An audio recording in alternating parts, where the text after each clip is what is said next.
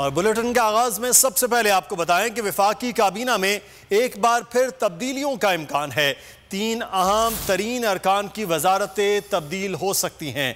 फवाद चौधरी, शेख रशीद और परवेज खटक को एक दूसरे की वजारतें मिल सकती हैं। किसको क्या वजारत मिलने की खबर है, बोल न्यूज़ के नुमाइंदे शहबाज अहमद से जानेंगे। आपको खबर देंगे कि एक बार फिर से वफाकी काबीना में तब्दीलियों का इम्कान बताया जा रहा है। परवेज खटक को दाखिला और फवाद चौधरी को वजारत दिफा मिलने का इम्कान है और यह भी बताया जा रहा है कि शेख रशीद अहमद नए वजीर इत्तलात भी हो सकते हैं। 3 अहम तरीन अरकान की वजारतें तब्दील हो रही हैं और एक दूसरे की वजारतों में ही तब्दीली का इम्कान ज़ाहिर किया जा रहा है। ज़रा ये बता रहे हैं कि शेख रशीद को वजारत इत्तलात या पेट्रोलियम की वजारत मिल सकती है।